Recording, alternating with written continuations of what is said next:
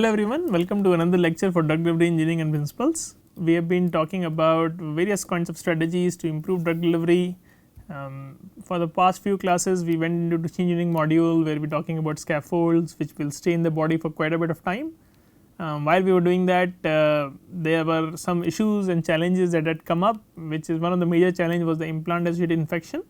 So, for the last two classes we discussed how these implant associated infections can be problematic. So, we talked about some of the major problems that the tissue would not integrate. So, no integration. Once they are infected, we also talked about that they will even cause damage to the surrounding.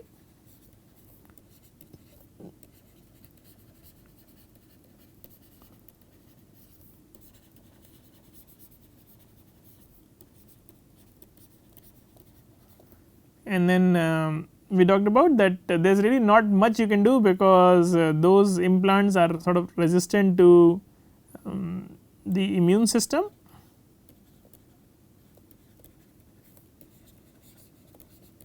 As well as antibiotics.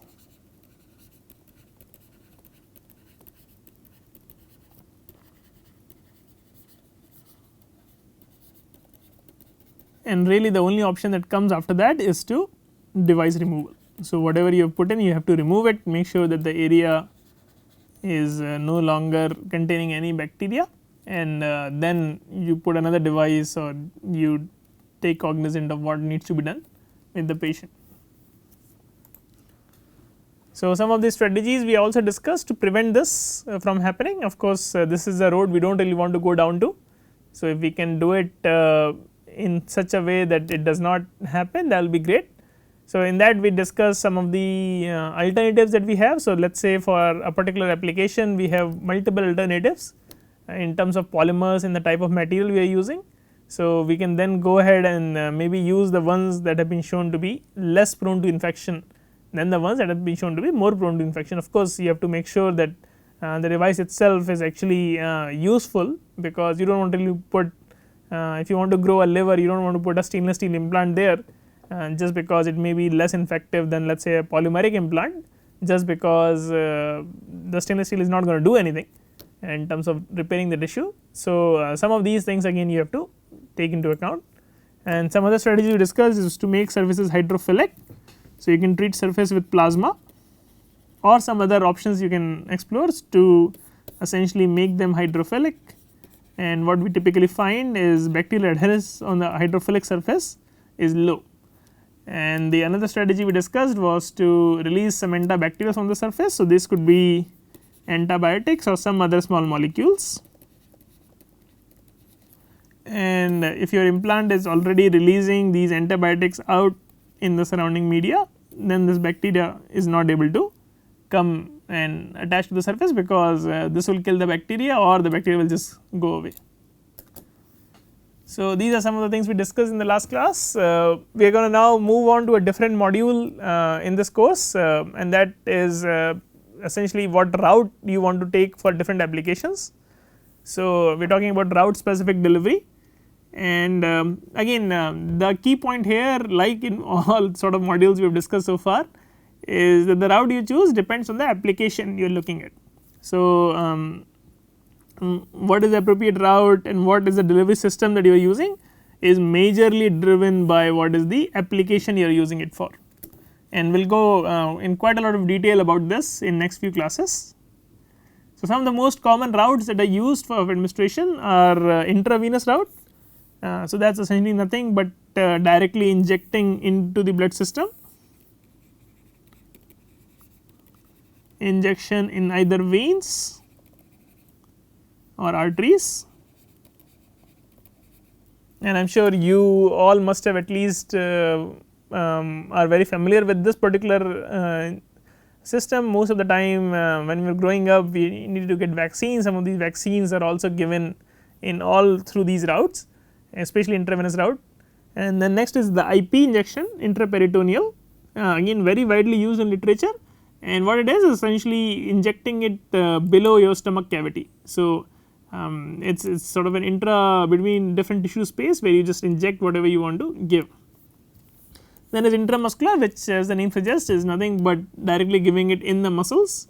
So, typically you can use hip muscles, you can use biceps or you can use any kind of other large muscles, thighs to inject this, just because that ensures that most of it goes in the muscle rather than anywhere else.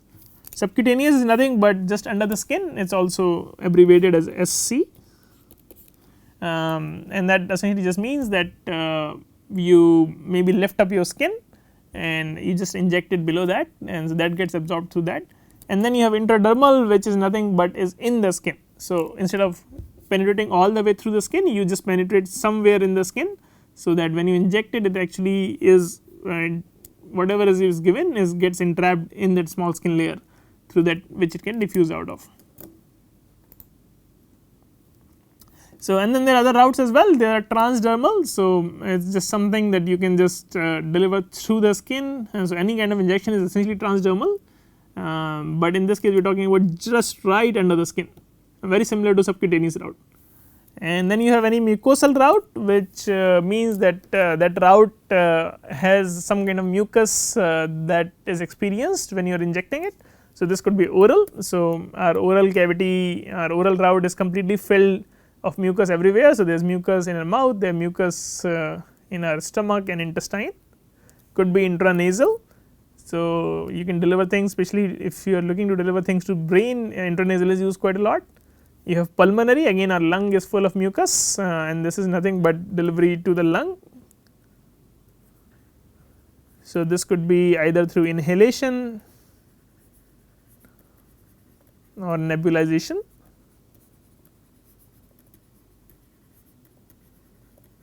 Could be intravaginal, could be rectal.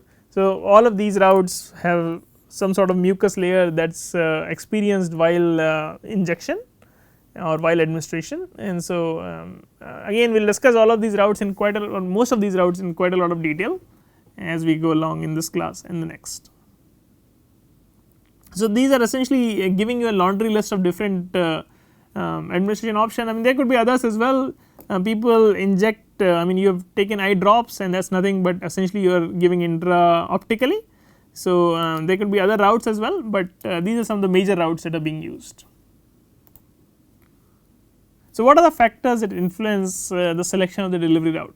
So, we already talked about application is the major criteria. So, what is it? If it is, let us say if it is a disease that is only on skin, there is really no point in giving an IV if you can give it just topically onto your skin. Similarly, if the disease is only localized to lung, maybe giving it through a pulmonary route might be better than again giving it throughout the body. Then it depends on what is the drug that you are using. So, whether the drug is going to work in that route or not. So, let us say again taking the example of the skin, let us say if a drug is not able to diffuse through the skin, then there is really no point in giving it on the skin. If you want the drug to go all over the body, there is really no point in giving it through the skin if the drug cannot go through the skin. And then similarly, so the drug physical chemical properties become important. If the drug is let us say insoluble in a pH of 2 to 5, which is what is going to experience when you take it orally, again there is really no point in taking the drug orally, because most of it is going to precipitate out. And this again involves a lot of things. So, what is the drug molecular size? So, how big the drug is essentially, what is the half life in whatever route you are giving it. So, maybe it gets cleared very quickly. How much stable it is, again if it is not stable at a low pH or if it is not able to penetrate through the skin, maybe it gets degraded by the enzymes present in the skin. You need to consider all those factors, and whether whatever aqueous solution it experiences, this goes back to the pH, whether it causes denaturation or degradation of the proteins that you are administering it to. And then of course, it also depends on what is the desired pharmacological effect. So, as I said, if it is something that is localized to lung and you do not really want to give it systemically. Similarly, if it is something that requires quite a heavy dose of the drug, let us say if I need to have let us say grams of the drug, it is not going to go through the skin very well. Then again if the desired pharmacological effect is local, so like topical, vaginal, these are some of the routes that can come in. If you want it to be everywhere, so let us say if it is paining throughout the body or if it is fever throughout the body, you may want it to be systemic, and in that case any of these routes can be chosen. And if you want immediate response, so again if you apply something on the skin, it may take some time to diffuse in and actually reach the site where it is going to act, and so that may take some time. But if you want some immediate response to happen, the best route is the IV, because that will essentially mean it distributes everywhere in the body within few seconds, and then other routes can again also be used if you want immediate response. And again we talked about this. So what is the dose size? So if you want quite a bit of dose to be delivered, maybe you can't inhale that much amount of dose, maybe it is hard for you to inject that much dose in a muscle, then you maybe are looking at an interperitoneal route or maybe oral route. So all of this plays a role, and then of course the size which is going to define a lot of physicochemical properties. So if the size is let us say too big, it cannot penetrate through your skin layer, and so that all affects ultimately what is the delivery route that you should choose. So here is just an example of how different the administration route can be. We had talked about a similar case at the very start of the course, but let us say you have a 500 milligram dose of a drug that is either given orally or is given intramuscularly. So and to the same subject on separate occasions, and this is an actual clinical data.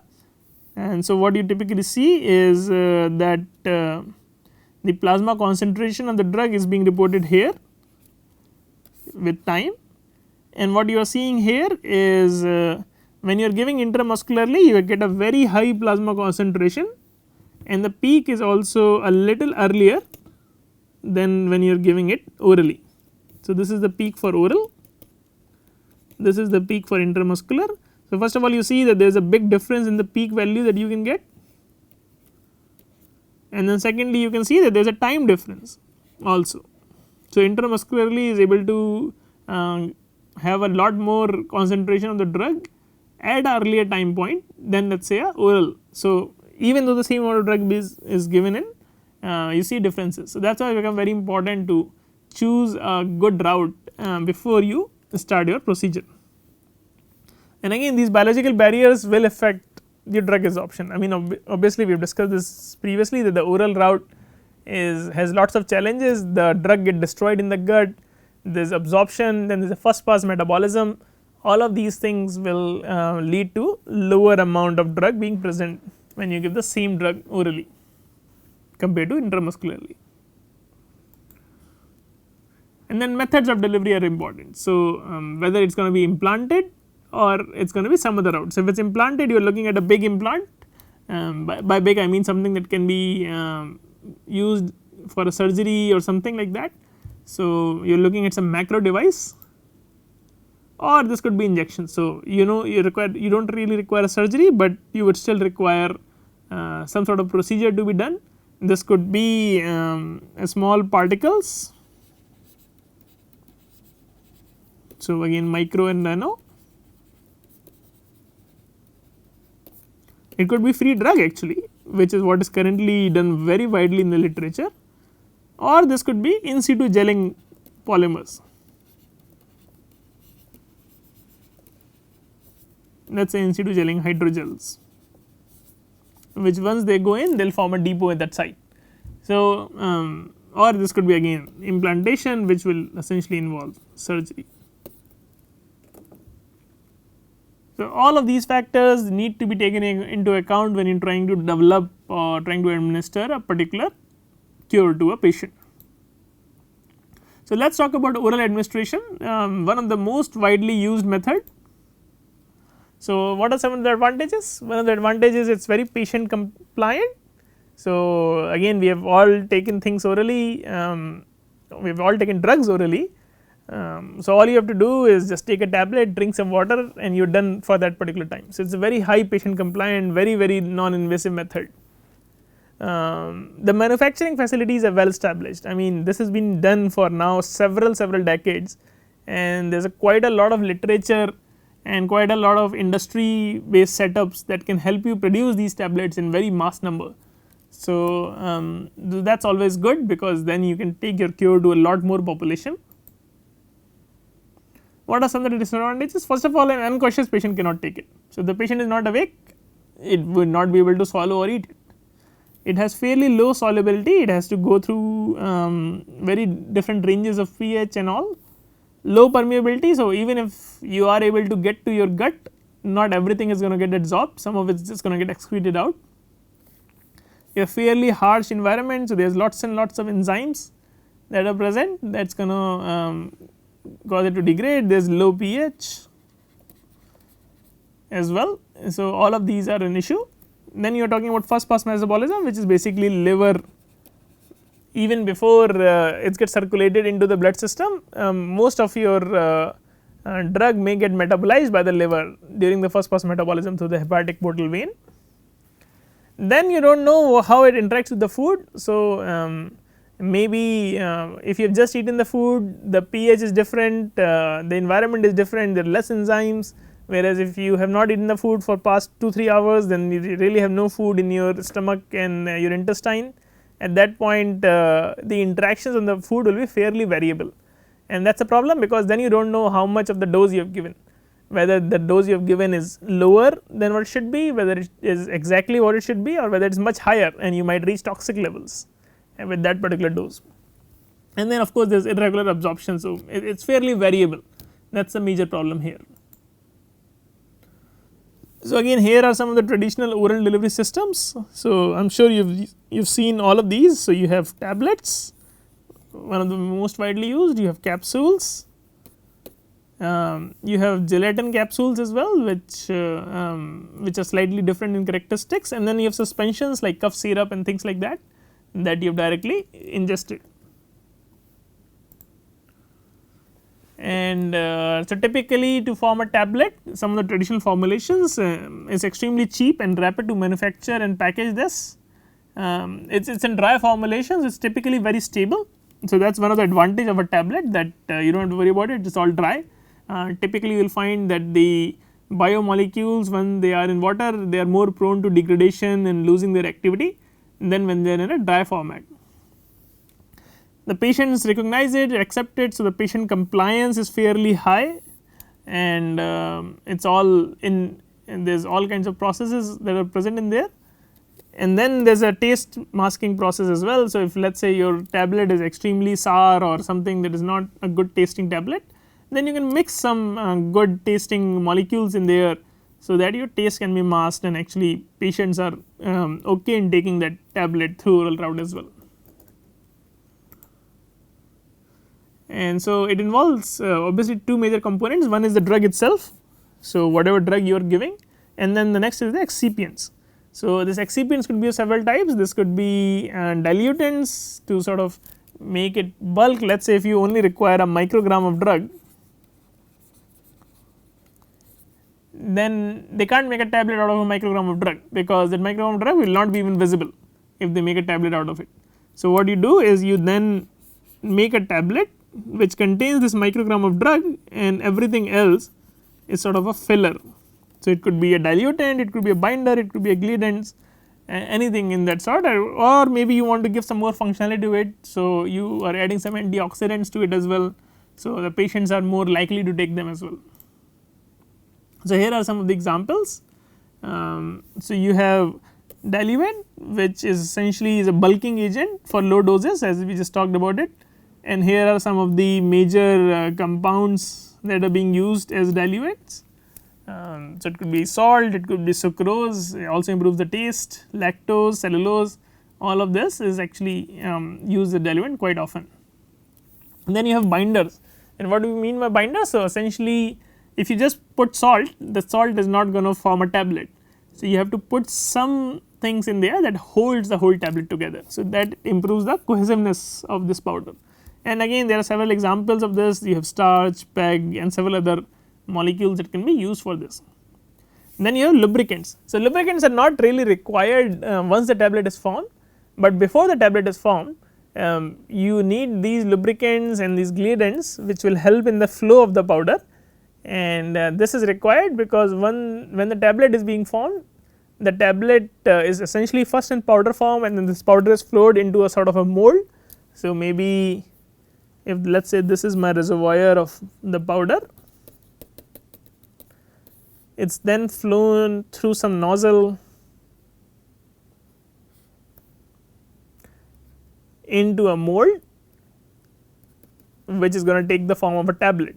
But for it to flow well, because you do not want this solution to be this powder to be very sticky. So, for it to flow well, you need to add these lubricants and clearance, so that it can be rapidly scaled up. Then you have disintegrants. So, essentially once you have taken it up, you want this tablet to break up very quickly. So, you want something that once it goes into the stomach environment, it either dissolves away completely or breaks down completely. So, you then add those things as well. And then of course, there are flavoring molecules that we briefly talked about. So, maybe you want to improve the taste, maybe you want to increase patient compliance, especially in children. You want to add coloring agent to help companies distinguish as to which product is for what application. So, all of this can be then adapted. So, here is briefly what I was basically talking about before. So, here is a typical tablet machine, and you are using some compression and filling to form these molds, and this again, this technology has been used for quite a bit of time, and it is very well established up to the fact that you can make 1 lakh tablets per minute. And so, in terms of scale up, this is not a problem at all. And then a similar thing for capsules, their composition is again very similar to tablet, but they are not compressed. So, if you have ever opened the capsule, you realize there is some free powder there is. So, it is a free flowing powder within either a hard or elastic shell. Obviously, the manufacturing cost goes up because now you are using quite a lot of material, and it is a little more cumbersome than let us say a tablet which is just compressed. But if your drug is not very stable in that compression, in that high pressure, in those cases capsules become important. And again, you can get them at various sizes. Each of these sizes has their own code. So, you can see them 000, 00, and all the way up to 5.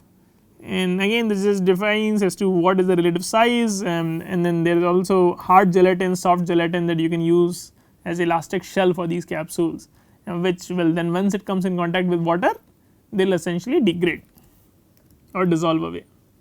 Okay, so we will stop right here and we will continue in the next class. Thank you.